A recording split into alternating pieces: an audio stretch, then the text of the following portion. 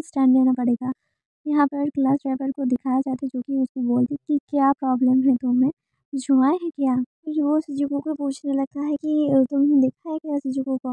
वो बोलती कि नहीं, उसको क्या है, क्या मतलब क्या हुआ है? क्या बता? ऐसा वाला कि रिएक्ट क्यों कर रहा है?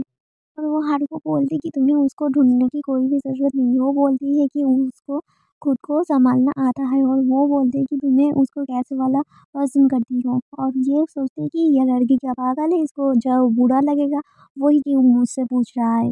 वो क्वेश्चन करने के लिए सॉरी बोलता है। यहाँ पर नात्सुमी उसको जॉइन करने के लिए बोलता है गेम पर। हारू देखते वहाँ पर शिजुको भी था, ये देख कर वो दोनों घबरा जाते हैं थोड़े से। ये हमें दिखाया जाता है सासाया और नात्सुमी बैडमिंटन खेलते हैं और यहाँ पर हारू और शिजुको मुँह घुमाकर बैठी हुई थी और बीच में खड़ी हुई थी वो लड़की। और यहाँ पर वो बोलते हैं कि आखिर तुम ऐसा क्यों कर रहे हो शिजुको? तुम मुझे इग्नोर क्यों कर रहे हो? और वो बोलती है कि जब भी तुम्हारे साथ रहती हो तब मुझे बहुत ज़्यादा वाला अजीब-सा फीलिंग्स होता है। बोलकर वो पढ़ने लगता है और युषुमा बोलते हैं कि क्या है इसका मतलब, तुम भी उसको लाइक करने लगी हो? फिर वो बोलते हैं कि मुझे भी ऐसा ही लगता है। तभी हारू को दिखाया जाता है जो कि तुम्हें नर्स की ज़रूरत है, तुम नर्स के पास जाओ। वो बोलते हैं कि तुम क्या पागल हो? तुम्हें कुछ भी समझ नहीं आता? वो क्या बोलना चाहती है? कभी भी समझने की कोशिश किया हो तुमने? यहाँ पर उनके चीख को सुनकर ये दोनों ही हैरान हो जाते कि इसको क्या हुआ भाई साहब? पढ़ने के बाद उसके सर घूमने लगता है और वो बहुत ज़्यादा वाला ज़ोर से चीखने लगता है। तुम्हारे पास दिमाग है कि नहीं? ये सब सुनकर वो दोनों तो बहुत ज़्यादा वाला शॉक हो जाता है। खुद भी बहुत ज़्यादा वाला शॉक हो जाते हैं कि आखिर मैंने क्या बोल दिया? फिर शिज़ुको को बोलते हैं कि उसे बताओ मेरे पास है ना? वो बोलते हैं कि मुझे नहीं पता। नात्सुमी आती है और बोलते हैं हाँ, उसके पास दिमाग है।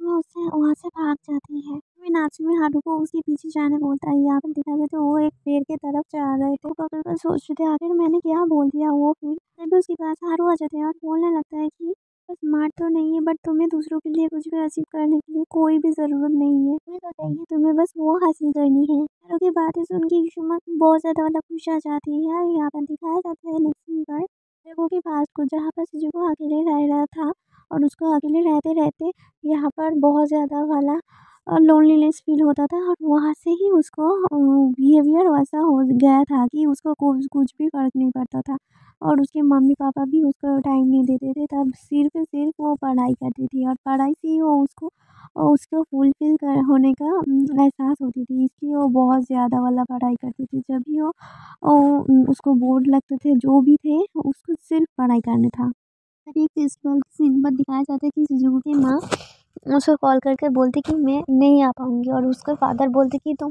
अब क्या करना चाहते हो, मेरे साथ चलोगे?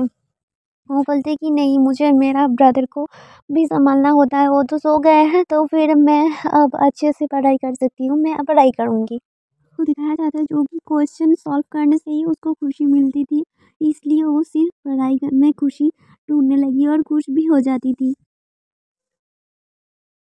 फर्स्ट वो हारू के पास जाकर उसको गुड मॉर्निंग बोलते हैं। वो बोलते कि तुम वापस से कैसे नॉर्मल हो सकते हो? बोलते हैं हम दोनों दोस्त हैं, हमें इससे खराब नहीं करना चाहिए। मुझे पढ़ाई पर भी फोकस करना है, इस सब के लिए टाइम भी नहीं है मुझे।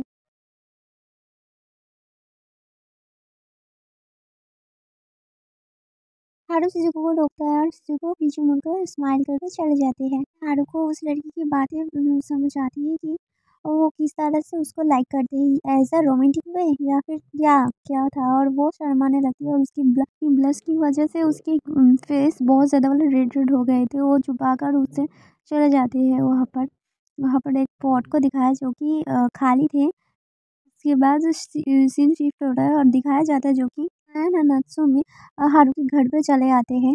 पूछते हैं आखिर हारू कहाँ है? तब वो बोलते हैं कि क्यों तुम लोगों को नहीं पता कि वो और शिजुको डेट पड़ गए हैं? सैन बोलते हैं वो दोनों एक ही जैसा बिहेवियर करता है और नात्सुमी यहाँ पर कुछ सोचने लगता है। यहाँ पर सीन शिफ्ट होता है और दिखाया जाता है कि कजिन ब्रदर बोलते कि शिजुको ने ही उसको प्रपोज किया और उसको डेट के लिए पूछे। ये सब सुनकर उसको शर्म आना चाहिए और यहाँ पर ये भी सुन लेता है ये सब बातें। शिजुको ने इन सब बारे में उसको नहीं बताया था। हारू को दिखाया जाता है जो कि क्यूब से साथ खेलता है और उसको बोलते कि आखिर हम लोग यहाँ पर क्यों आए हैं? लाइब्रेरी में कोई डेट होता है क्या? वो कहते ही पढ़ने के लिए आए हूँ। वो बोलते कि हाँ, मुझे पता था। आखिर कोई डेट के लिए लाइब्रेरी पर क्यों आएगा? मुझे पता ही था। ये सब बातें सुनकर शिजुको थोड़ी सी हैरान हो जाती है और फिर से बोलते हैं अच्छा है तुम्हें पता चल गया है।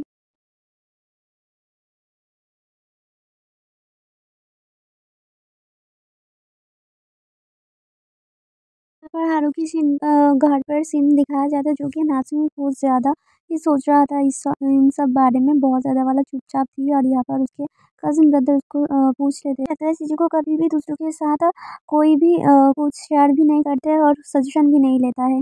वो उसको भालू को सहलाते-सहलाते बोलते हैं तुम टेंशन मत करो वो तुम्हें भी बता देगा, बहुत ज़्यादा वाला देर नहीं करेगा। तब सुनकर उसको अच्छा लगता है बट उसके ब्रदर बोलने लगते हैं ये सब से कुछ भी नहीं होता। इससे सब कुछ नहीं होता है और हारू एक नंबर का डरपोक है। में इन दोनों को दिखाया जाता है जो कि अभी भी वहाँ पर ही बैठे हुए थे और हारू यहाँ पर उसको देखने लगता है। सब कुछ देखकर चिकू अपने को समझाने लगती है कि मुझे इन सब से डिस्ट्रैक्ट नहीं होना है, मुझे पढ़ाई करना है। फिर हारू को वो पूछती है तुम्हें क्या हुआ? बोलती है कि कुछ नहीं। तुम्हें क्या मुझसे प्यार हो गया है? वो पूछते हैं वहाँ से उससे। सोचते हैं कि नहीं मुझे इन सब में टाइम वेस्ट नहीं करना है, मुझे पढ़ाई करना है। मुझे और इसके साथ अट्रैक्ट नहीं होना है। तो बोलते हैं मुझे तुमसे और कोई भी अट्रैक्शन नहीं है और ये सुनकर हारुको तो होश ही उड़ जाता है कि क्या बोल रहा है ये लड़की। तो वो बोलते हैं इस तरह से ओवररिएक्ट मत करो। क्योंकि पहले मैं अपने इमोशन को कंट्रोल नहीं कर पाई थी। वो उसकी तरफ नहीं है, उसे कुछ सॉल्व करने के लिए बार-बार उसको कोशिश करना पड़ता है। फिर बोलते हैं ये तुमने पहले भी मुझे कहा है, बट क्या मैंने तुम्हें डिस्ट्रैक्ट करता हूँ? वो कहती कि नहीं अभी के लिए तो बिल्कुल भी नहीं। सब तो सब ठीक ही है।